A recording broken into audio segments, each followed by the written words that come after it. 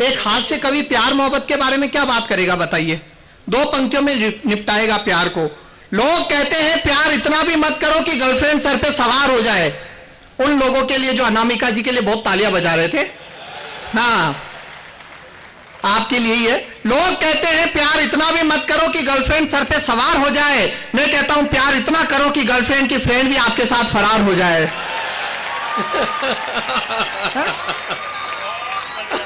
एक हास्य कवि प्यार के बारे में क्या बात करेगा? जमाना बदल रहा है? क्योंकि प्यार व्यार तो एक बहाना है। आंखों से आंख मिले न मिले, होठों से होठ मिलाना है। प्यार व्यार तो एक बहाना है, आंखों से आंख मिले न मिले, होठों से होठ मिलाना है। यही स्टाइल है आजकल के आशिकों का। क्या करे, अशोक कुमार का नहीं, इमरान हाशमी का जमाना है। वाह वाह वाह वाह वाह। तो चलिए मैं सबको प्रणाम करता हूं। हास्य का दौर शुरू करना चाहता हूं, लेकिन देखिए अभी तक मुझे थोड़ी सी शिकायत है। आप ऐसे सुन रहे थे जैसे संतोषी माता की कथा चल रही हो। ये हास्य का मामला है। मैं वन लाइनर आदमी हूं। एक एक पंक्ति पर आपका आशीर्वाद चाहिए। जहां भी आपको बात अच्छी लगे अपनी तालियों से, अपने ठाकों से मुझे बताते रहना, क्योंकि आपकी तालियां बताएगी कि मुझे यहाँ कितनी देर खड़ा रहना है। 4 पंक्तियों के साथ अपनी बात शुरू करना चाहता हूं कि मन मचल कर मोर होना चाहिए, मन मचल कर मोर होना चाहिए, हंसी का आप दौर होना चाहिए। मैं सुनाऊंगा आपको बहुत कुछ, लेकिन आपकी तालियों में जोर होना चाहिए। बस इसी तरह मैं तो देखिए लंबी कविताएं बिल्कुल नहीं सुनाऊंगा। अपने को कठिन शब्द आते ही नहीं, और हम तो कठिन को भी सरल कर देते हैं। पिछले दिनों मेरी मम्मी ने मुझसे पूछा, बेटे इस श्लोक का अर्थ बताओ, तमसो मां ज्योतिर्गमय है। मैंने कहा तू सो जा मां, मैं ज्योति के पास जा रहा हूं। हाथ से बातचीत से निकल कर आता, केवल शब्दों पे ध्यान देना और बात का मजा लेना कि हंसी कहां कहां से निकल कर आती है। मैं बंबई से आ रहा हूं। बंबई में मैंने एक टैक्सी वाले से पूछा होटल ताज का क्या लेगा? वो बोला बेचना ही नहीं है। मैंने कहा वहां जाने का क्या लेगा? वो बोला 100 रुपए। मैंने कहा 100 रुपए कौन देगा? मैं तो 50 रुपए दूंगा। वो बोला 50 में कौन लेकर जाएगा? मैंने कहा तू पीछे बैठ। और आप तो राजस्थान के लोग हैं, मारवाड़ी लोग हैं, अपना कोई जवाब है? मैं भी राजस्थान का हूं, मारवाड़ी हूं, लक्ष्मणगढ़ का हूं, इसलिए आज आप पर जिम्मेदारी ज्यादा है। बताइए अपना कोई जवाब है? अपनी तो भाषा में हंसी है। वो 2 मारवाड़ी महिलाएं आपस में बात कर रही थी। पहली बोली मारा पति देवता है, दूसरी बोली तू नसीबदार है, मारा तो जीवता है।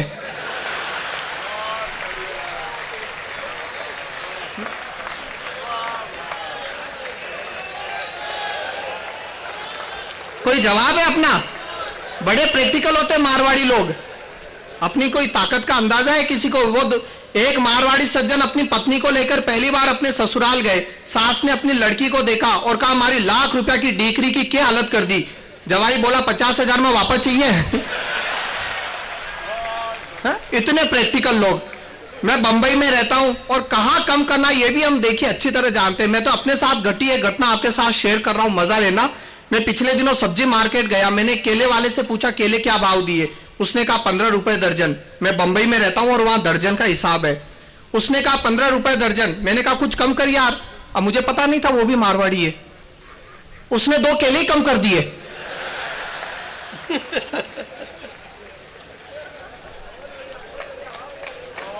बहुत सुंदर। कहां कम करना ये हम अच्छी तरह जानते हैं। एक दूसरे केले वाले से पूछा केले क्या भाव दिए? उसने कहा 1.5 रुपए का एक। मैंने कहा 1 रुपए में देगा? वो बोला 1 रुपए में तो छिलका मिलेगा। मैंने कहा ये ले 50 पैसे छिलका रख, केला दे दे। अपने टारगेट ऐसे ही पूरे होते हैं क्या? मेरे मोहल्ले में एक सज्जन बिल्कुल अकेले रहते थे, एक दिन गुजर गए। जब उन्हें ले जाने लगे तो एक आदमी रोता हुआ आया, बोला बड़े भले आदमी थे, एक बार इन्होंने मुझे 5,000 रुपए उधार दिए। लोगों ने कहा देखो इनका कोई रिश्तेदार तो है नहीं, वो पैसा इनके सिराने रख दो, इनके साथ चला जाएगा तुम्हारा कर्ज भी उतर जाएगा। उसने 5,000 रुपए उनके सिराने रख दिए। तभी एक मेरे जैसा आया, बोला एक बार इन्होंने मुझे भी 5,000 रुपए उधार दिए थे। लोगों ने कहा तुम भी रख दो। अब उसने क्या किया, तुरंत एक 10,000 का चेक काटकर उनके सिराने रखा और 5,000 कैश उठा लिए। वाह वाह वाह वाह वाह वाह वाह वाह वाह वाह वाह वाह वाह वाह। अपन तो खर्चा बचाने के मामले में ब्लैक बेल्ट चैंपियन है। बिल्कुल सच्ची बात बता रहा हूं मैं। एक डेंटिस्ट के पास एक आदमी आया, बोला एक दांत निकलवाना है। डेंटिस्ट ने कहा 300 रुपए। वो बोला 300 रुपए इतने ज्यादा? डेंटिस्ट ने कहा देखो सबसे पहले तुम्हें शून्य करने का इंजेक्शन दिया जाएगा, फिर तुम्हें बाहर 15 मिनट वेट करना पड़ेगा, उसके बाद बिना किसी तकलीफ के दांत निकाल दिया जाएगा। जो पैसे हैं वो इंजेक्शन के हैं, उससे दर्द नहीं होगा। उस आदमी ने कहा यदि बिना किसी इंजेक्शन के तुरंत दांत निकलवाना हो तो? डेंटिस्ट ने कहा तब केवल 20 रुपए। लेकिन सोच लो दर्द बहुत होगा। उसने कहा दर्द की चिंता मत करो, तुरंत दांत निकालो। डेंटिस्ट ने खींचकर दांत निकाल दिया। उस आदमी ने चू तक नहीं की, चुपचाप 10 रुपए देके चला गया। शाम को वही डेंटिस्ट अपने दूसरे डेंटिस्ट दोस्त के साथ बैठा था। बोला आज मेरे पास एक शेरदिल मरीज आया, उसने न तो शून्य करने का इंजेक्शन लगवाया, न चीखा, न चिल्लाया, केवल 10 रुपए में दांत निकलवाया। यह सुनकर दूसरे डेंटिस्ट ने अपना सर पकड़ लिया। पहला बोला क्या हुआ? दूसरा बोला वो इंजेक्शन मुझसे लगवा कर गया था। मैंने उससे कहा था बाहर 15 मिनट वेट कर,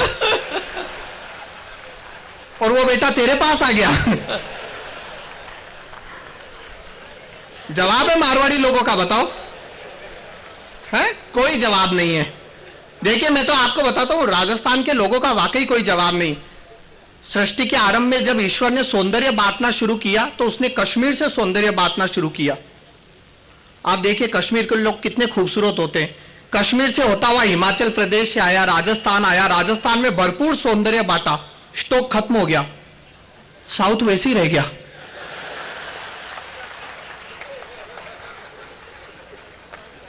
तो साउथ के लोगों ने ईश्वर से शिकायत की। ईश्वर ने कहा कोई बात नहीं, बुद्धि बांटनी साउथ से शुरू करूंगा। आप ईश्वर ने साउथ में भरपूर बुद्धि बांटी। आप देखिए हर जिम्मेदार और गैर सरकारी और सरकारी जिम्मेदार पदों पे साउथ इंडियन ज्यादा होते, जिम्मेदारी के पदों पर होते ही है। ईश्वर ने साउथ में भरपूर बुद्धि बांटी। महाराष्ट्र आया, गुजरात आया, राजस्थान आया, भरपूर बुद्धि बांटी, स्टॉक खत्म हो गया। पंजाब और हरियाणा वैसे ही रह गया। तो हमारे राजस्थान के लोग वो खुश नसीब लोग हैं जिनके हिस्से में सौंदर्य भी आया है और बुद्धि भी आई है, महाराणा प्रताप की वीरता भी आई है और पन्नाधाय का त्याग भी आया है। और सौंदर्य तो है ही, साथ में सौंदर्य के साथ देखिए परंपरा भी है, इसलिए ये सुंदरता अच्छी लगती है। मैं आपको एक बात कहना चाहता हूं, सुंदरता हमेशा पर्दे में अच्छी लगती है। देखिए हमें आंखें इसलिए सुंदर लगती है क्योंकि उस पर पलकों का पर्दा है। शरीर इसलिए सुंदर लगता है क्योंकि उस पर त्वचा का पर्दा है। भाषा इसलिए सुंदर लगती है क्योंकि उसमें भावनाओं का पर्दा है। और जीवन इसलिए सुंदर लगता है क्योंकि उसमें संस्कारों का पर्दा है। सुंदरता हमेशा पर्दे में अच्छी लगती है। फिर भी हम लोगों का वाकई कोई जवाब नहीं साहब। एक अमेरिकन, एक जैपनीज और एक जर्मन बैठे थे। अमेरिकन बोला मोबाइल टेक्नोलॉजी हमारी खोज है, जैपनीज बोला सिम कार्ड हमारी खोज है, जर्मन बोला ब्लूटूथ हमारी खोज है। वहीं एक इंडियन भी बैठा था, शान से खड़ा होकर बोला मिस कॉल हमारी खोज है। बताइए ऐसी हंगामा कैश टेक्निक है किसी के पास? अपने लोग शेयर मार्केट में केवल मिस कॉल से करोड़ों का लेन देन रोज कर रहे हैं। मैं एक मिस कॉल छोड़ू तो रिलायंस इंडस्ट्री खरीद लेना, मैं 2 मिस कॉल छोड़ू तो टाटा मोटर्स बेच देना। मिस कॉल से सौदे हो रहे हैं। और असली मारवाड़ी वो है जो मिस कॉल मारने के बाद भी बैलेंस चेक करता है।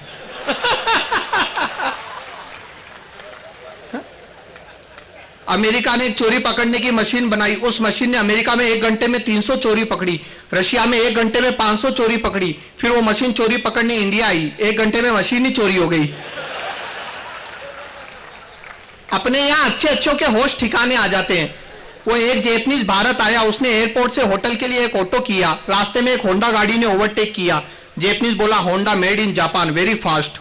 कुछ दूर जाकर एक टोयोटा गाड़ी ने ओवरटेक किया। जैपनीज बोला Toyota made in Japan, very fast. तभी होटल आ गया। जैपनीज बोला हाउ मच? ऑटो वाला बोला 2000 रुपीज। जैपनीज बोला this is too much. Auto वाला बोला meter made in India, very very fast. बहुत बढ़िया। अपने यहां अच्छे अच्छों के होश ठिकाने आ जाते। वो एक अमेरिकन डॉक्टर इंडिया आया, अमेरिकन डॉक्टर। उसने हैदराबाद के रेलवे स्टेशन की बुक स्टॉल पर एक बुक देखी और वहीं हार्ट अटैक से मर गया। बुक थी how to become a doctor in 30 days, MRP 15 रुपए। वही मर गया। बताइए 30 रुपए में डॉक्टर बनाया जा रहा है। तो यहां अच्छे अच्छों के होश ठिकाने आ जाते। जमाना कितना बदल गया। देखिए हम 5 दिन के टेस्ट मैच से 3 घंटे के 2020 पे आ गए। और अब तो गुजराती और मारवाड़ी भी क्रिकेट में आ गए हैं। इनका कहना साफ है, बल्ला कोई भी चलाए, गल्ले पे तो हम ही बैठेंगे। जमाना बदल गया है, शॉर्ट चीजें शॉर्ट हो रही है। माताजी को पहले मम्मी कहते थे, फिर मॉम कहने लगे, अब मम मम।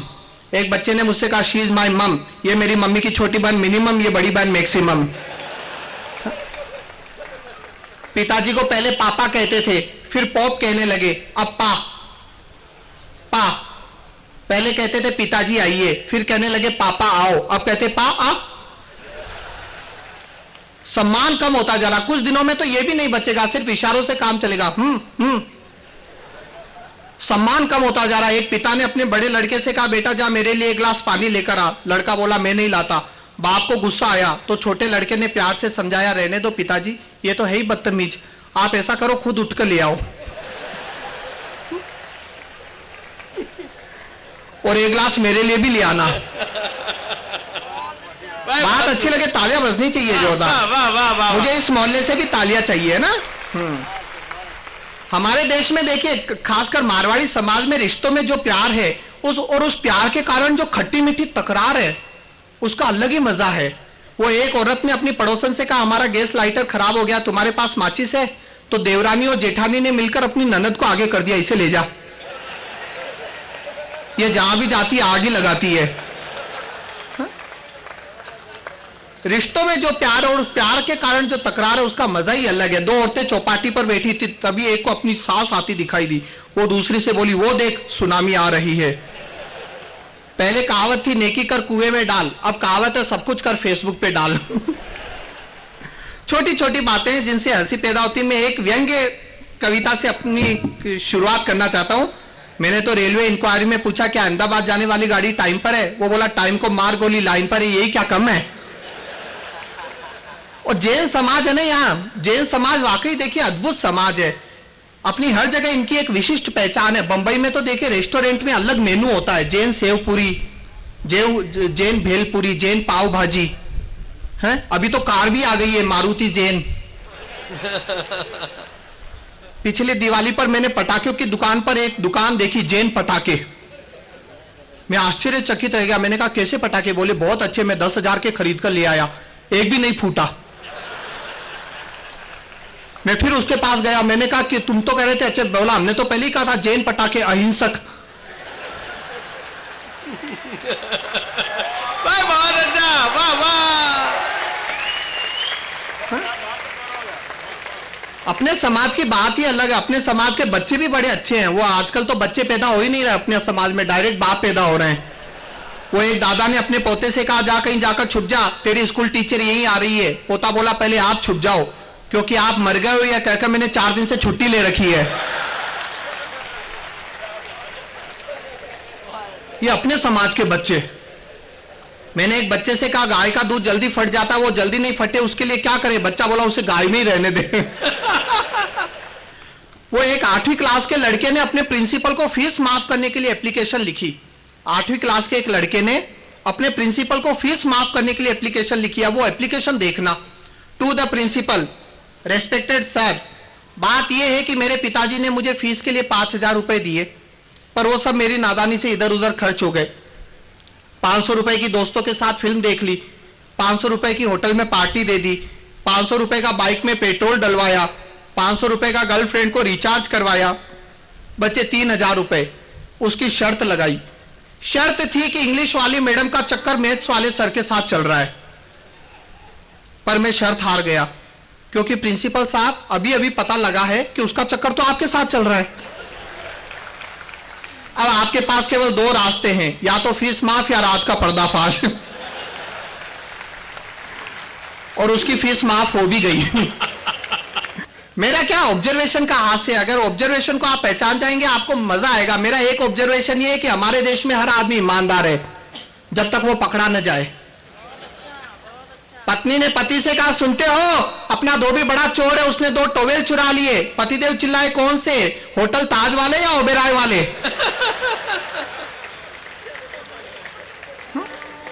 हर आदमी ईमानदार है जब तक वो पकड़ा न जाए। मेरे मोहल्ले में एक चाचा जी हैं, कल अपना सर पकड़कर बैठे थे। मैंने पूछा क्या हुआ? बोले घोर कलयुग आ गया बेटा। आज मैंने मंदिर के बाहर एक लड़के को सिगरेट पीते हुए देखा। क्या बताऊं, मेरे हाथ से विस्की का गिलास गिर गया। और मेरा एक ऑब्जर्वेशन हो रहा है, हमारे देश में हर आदमी नेगेटिव है और ये नेगेटिविटी हर जगह नजर आएगी। आप गौर करना, किसी की शादी में जाएंगे, उसी की मिठाई खाएंगे, लेकिन फेरों के टाइम बाजू वाले के कान में कहेंगे टिकेगी नहीं,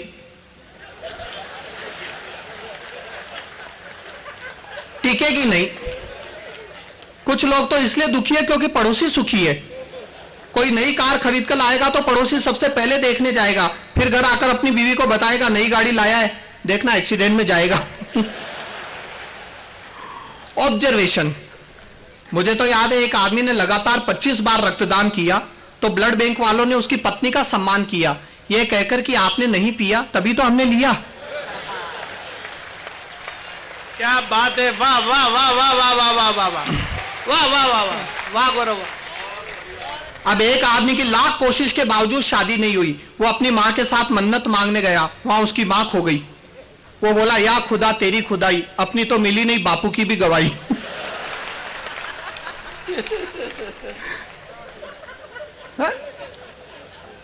एक शादीशुदा आदमी की गर्लफ्रेंड उसके घर आई, यह देखकर उसकी बीवी जोर से चिल्लाई, ये मैं नहीं सह सकती, एक ही म्यान में दो तलवारें नहीं रह सकती।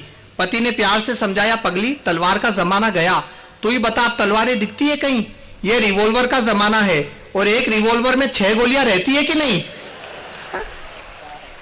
भाई बहुत सुंदर, बात को समझो अच्छी तरह। हाँ, कुछ ज्ञान की बातें कर रहा हूं मैं।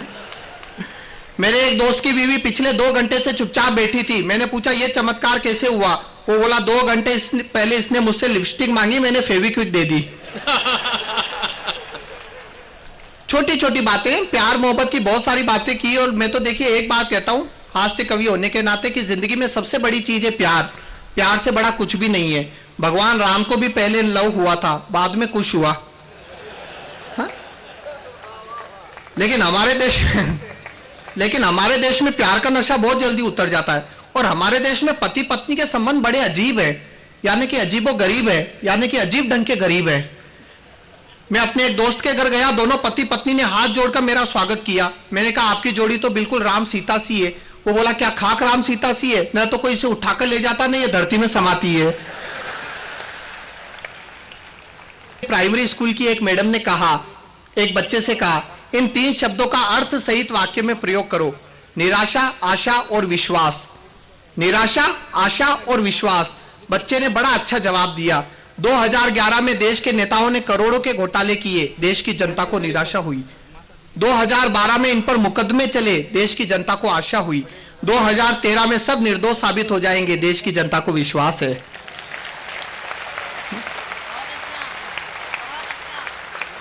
तो 4 पंक्तियां भ्रष्टाचार पे देखिए कि महाराष्ट्र में बाढ़ आई, राज्य कर्मचारियों ने बाढ़ पीड़ितों की सहायता अपना 1-1 दिन का वेतन दिया, बाढ़ पीड़ितों ने लेने से मना कर दिया।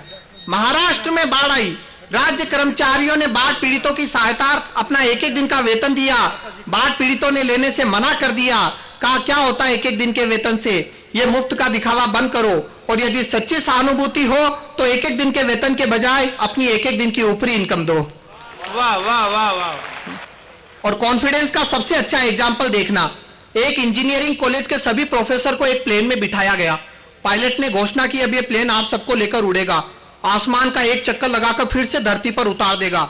ये प्लेन आप ही के कॉलेज के एक स्टूडेंट ने तैयार किया है।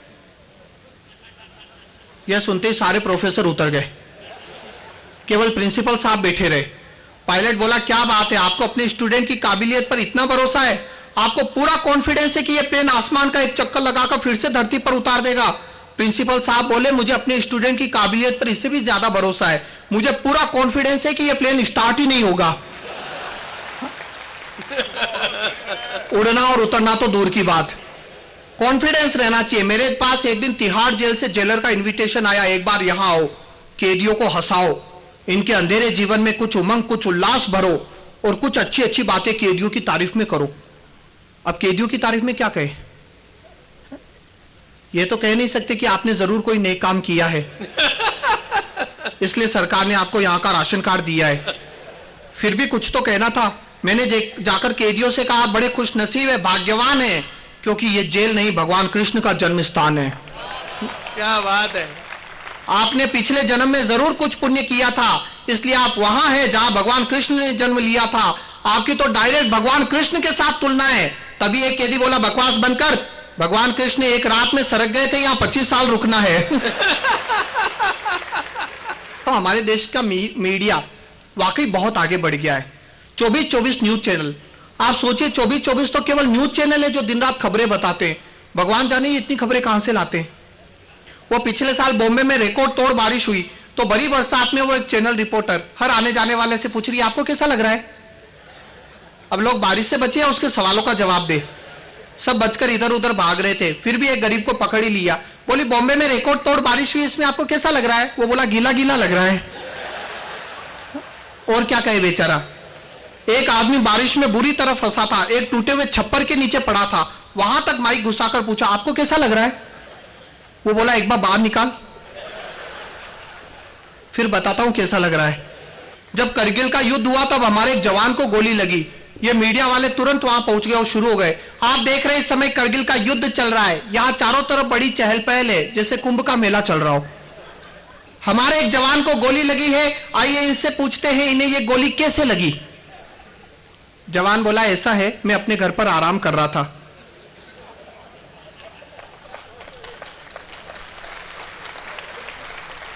गोली आई, दरवाजा खटखटाया, बोली लगूंगी। एक दूसरे घायल जवान से पूछा जब बम गिरा तो वो क्या फट गया था? वो बोला नहीं, वो रेंग कर मेरे पास आया और बड़े प्यार से बोला फुस। एक आता है ब्रेकिंग न्यूज, आप देखिए हर 10 मिनट के बाद एक ब्रेकिंग न्यूज आती है, लेकिन वो ब्रेकिंग न्यूज कम होती है, जोकिंग न्यूज ज्यादा होती है। कल एक ब्रेकिंग न्यूज आ रही थी, अभी अभी पता चला है दिल्ली में बर्फ गिरी है। आइए हम आपको वहां ले चलते हैं जहां हमारे संवाददाता है शीतल। शीतल हमें बताएं दिल्ली में बर्फ कैसे गिरी। उधर से शीतल ने कहा एक आदमी चांदनी चौक से साइकिल पर बर्फ लेकर जा रहा था, गिर गई। ये ब्रेकिंग न्यूज, ये न्यूज को भी सस्पेंस स्टोरी बनाकर पेश करते हैं। ध्यान से सुनना, पहले ये न्यूज बताते थे, आजकल बनाने लगे हैं। न्यूज को भी सस्पेंस स्टोरी बनाकर पेश करेंगे। आप हमारे साथ बने रहिए, हम आपको बनाते रहेंगे। एक अकेली लड़की रात में 4 लड़के साथ में, क्या हुआ होगा देखिए आज रात 10 बजे सनसनी। अब लोग इसी चक्कर में सोते नहीं है कि क्या हुआ होगा, रात को 12 बजे तक जगे रहते हैं क्या हुआ होगा, पता ही नहीं चलता आदमी न्यूज देख रहा है या हॉरर फिल्म देख रहा है। ध्यान से देखिए, यह कातिल आपके घर में भी हो सकता है। अब बेटा अपने बाप को शक की नजर से देखता है।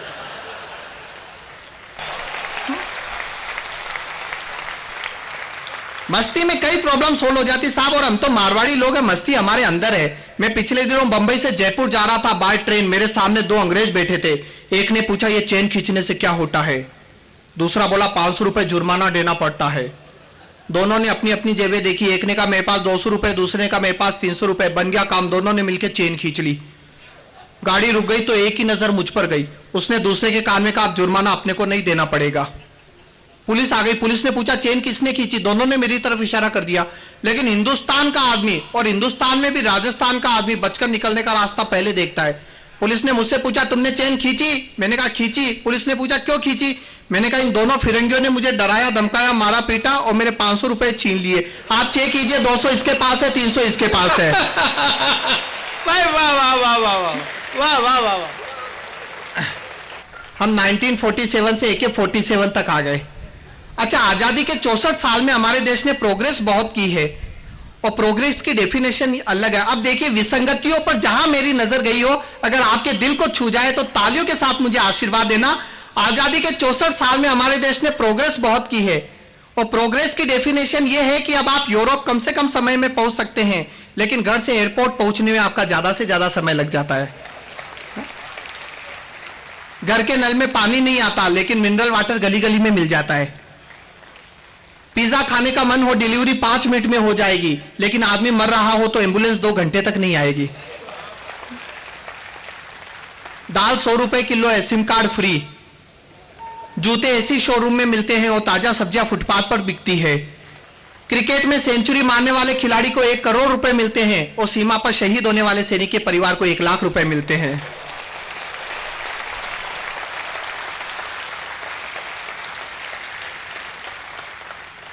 अच्छा, एक ने मुझे अभी बाहर कहा कुछ भी कहो तुम्हारा काम टीवी पर ज्यादा अच्छा लगता है। मैंने कहा क्यों, बोले तब रिमोट हमारे हाथ में रहता है। और ये शाल ओढ़ाकर स्वागत वगैरह, स्वागत समारोह भी बहुत अच्छा हुआ। मेरे मोहल्ले में तो मेरे 4 लोग मेरे घर पे आए, बोले आप बहुत अच्छे कवि हैं। आपने टीवी में आके मोहल्ले का नाम रोशन किया, हम आपका सम्मान करेंगे। मैंने कहा शुभ काम में देरी कैसी, जल्दी करो। शाम को उन्होंने सम्मान समारोह रखा तो मोहल्ले के एक चाचा जी शाल लेकर खड़े हो गए। रामलाल जी ने कहा आप चाचा जी शाल ओढ़ाकर स्वागत करेंगे। मैंने कहा ओढ़ाओ। वो बोला आप सो जाएं तो ओढ़ाऊं। मैं तो एक बस स्टॉप पर खड़ा था बंबई में, मेरे पीछे लंबी लाइन, तभी वहां एक भिखारी आया। अब उसने ऐसा सिंपैथिक एटमॉस्फेयर क्रिएट किया कि सभी लोग इमोशनल हो गए। किसी ने 2 रुपए दिए, किसी ने 4 रुपए दिए। 5 मिनट में उसके पास 40 रुपए इकट्ठे हो गए। हम लोग बस के इंतजार में खड़े ही रह गए, अगला टैक्सी करके निकल गया। हम दिन भर कितनी औपचारिकताएं निभाते हैं। कोई गहरी नींद में सो रहा होगा तो उसे जगाकर पूछेंगे सो रहा था क्या। ऐसी बातों के जवाब अच्छे नहीं मिलते। एक दिन दोपहर को मेरा एक दोस्त घर पर आया, मैं खाना खा रहा था। ये देखते हुए भी कि मैं खाना खा रहा हूं, उसने मुझसे पूछा खाना खा रहा है क्या। मैंने कहा नहीं, थाली में दंत मंजन लेकर बैठा हूं। थिएटर में एक आदमी ने इंटरवल में मुझसे पूछा फिल्म देखने आए हो। मैंने कहा नहीं, समोसे बेचने आया हूं। भाई जो चीज सामने नजर आ रही है उसके बारे में क्यों सवाल करना। अब एक आदमी को एक बिल्डिंग में 4थे माले पे जाना था, उसने लिफ्टमैन से बड़ा अजीब सवाल किया, ये लिफ्ट 4थे माले पे जाएगी। 4थे माले पे लिफ्टमैन बोला नहीं, पहले माले पे जाएगी फिर बाजू की बिल्डिंग में टर्न हो जाएगी। अच्छा, मेरा कहना यह है कि जवाब कभी गलत नहीं होते, सवाल गलत होते। मैं अपनी वाइफ के साथ शॉपिंग मॉल में गया तो एक आदमी ने मुझसे पूछा वाइफ को शॉपिंग कराने लाए हो। मैंने कहा नहीं, पोलियो की खुराक पिलाने लाया हूं। अभी मैंने देखिए पीछे एक आदमी से कहा, वही सज्जन है ना, हाँ, उन्हीं से कहा कि 1 गिलास पानी लाना। ये बोले क्यों, प्यास लगी है। मैंने कहा नहीं, गला चेक करना कहीं से लीक तो नहीं हो रहा।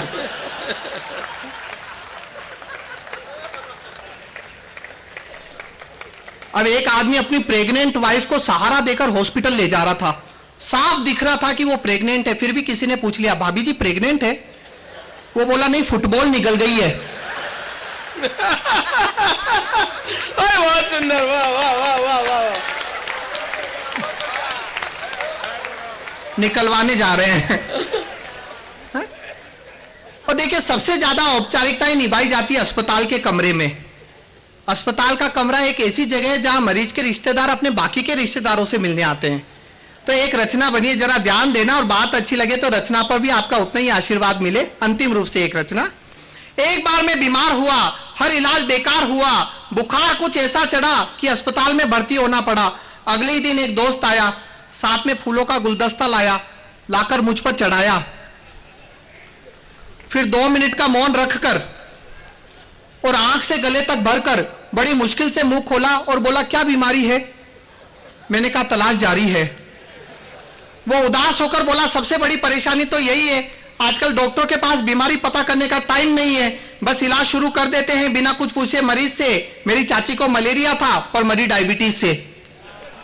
बस इलाज शुरू कर देते हैं बिना कुछ पूछे मरीज से। मेरी चाची को मलेरिया था पर मरी डायबिटीज से। पर तुम चिंता मत करो, यह अस्पताल ठीक लगता है, यहां मरीज को मलेरिया हो तो वो मलेरिया से ही मरता है। देखिए मेरा हौसला बढ़ा रहा है। ये तो कुछ नहीं, मैं सही में बीमार हुआ था तो नंद किशोर, अकेला जी और राकेश जी, ये दोनों मुझे देखने आए बॉम्बे हॉस्पिटल में। वो अकेला जी हाथ जोड़कर बोले मेरे लायक कोई सेवा हो तो कहना। और ये राकेश जी कान में आकर बोले नर्स बहुत सुंदर है, ठीक होने में जल्दबाजी मत करना। और देखिए कुछ लोग आते हैं जो आते ही खुद डॉक्टर बन जाते हैं। ऑब्जर्वेशन देखना। तभी एक दूर का रिश्तेदार आया, साथ में कुछ फल फ्रूट्स लाया। आते ही अपने अध कचरे ज्ञान का ढक्कन खोला और मेरे सर पे हाथ रख के बोला नींद नहीं आती है। मैंने कहा हाँ। बेचैनी बढ़ती जाती है। मैंने कहा हाँ। सीने में दर्द उठता है। मैंने कहा उठता है। रह रहकर पेट दुखता है। मैंने कहा दुखता है। यह सुनकर वो रोने लगा, अपने आंसुओं से अपना मुंह धोने लगा। मैंने रोका तो बोला मेरी बुआ के लड़के को भी यही बीमारी थी, यही लक्षण थे, यही निशानी थी। इसके इलाज में सारी जमा पूंजी गवा दी पर मर्ज बढ़ता ही गया जो जो दवा की। आखिर एक दिन इस दुनिया से कूच कर गया, बेचारा भरी जवानी में ही मर गया। यह सुनते ही मेरी आंखों के आगे अंधेरा छा गया। उसने देखा तो हौसला बढ़ाने मेरे पास आ गया, बोला हिम्मत से काम लो, भगवान ने चाहा तो सब ठीक हो जाएगा।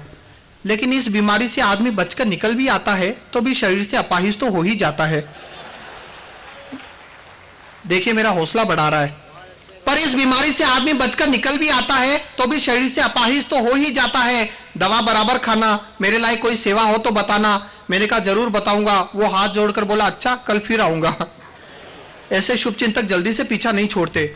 और कुछ तो ऐसे लोग हालचाल पूछने आते हैं जिनकी खुद की हालत काबिले बयान नहीं होती। चित्र देखना, मोहल्ले के एक दादाजी छड़ी टेकते हुए आए, आते ही हाफने लगे, खड़े खड़े कांपने लगे। किसी तरह उन्हें बिठाया, एक गिलास पानी पिलाया, फिर मैंने ही पूछा आप कैसी तबीयत है। फिर मैंने ही पूछा आप कैसी तबीयत है। वे कुर्सी पर बैठे बैठे बोले क्या बताऊं बेटे, हालत इतनी संजीदा है कि मैं जिस डॉक्टर की दवा पर जिंदा हूं वो खुद अब दुआ पर जिंदा है। प्राण इस पिंजरे से निकलने को मचल रहे हैं, लीवर और किडनी पेंशन पर चल रहे हैं, ब्लड प्रेशर इतना ज्यादा है कि हृदय त्यागपत्र देने पर आमादा है। लेकिन आदमी जो आशावाद पॉजिटिविटी की बात की, आदमी बहुत आशावादी होता है। पॉजिटिविटी की हाइट देखना और बात अच्छी लगे तो मुझे तालियों के साथ बताना वो दादाजी क्या कह रहे हैं। ब्लड प्रेशर इतना ज्यादा है कि हृदय त्यागपत्र देने पर आमादा है, यमराज छाती पर बैठा है बनकर दरोगा। अब तुम ही बताओ बेटे, इस 72 साल की उम्र में यह हाल है तो बुढ़ापे में तो भगवान जाने क्या होगा। इससे बड़ा आशावादी कौन होगा। और अंतिम 4 पंक्तियां कविता का निष्कर्ष की बीमारी बहुत मामूली थी लेकिन लोगों की दुआएं मुझे मारने पर तुली थी।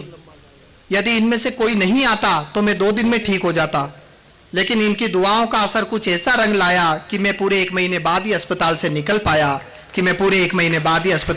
पाया।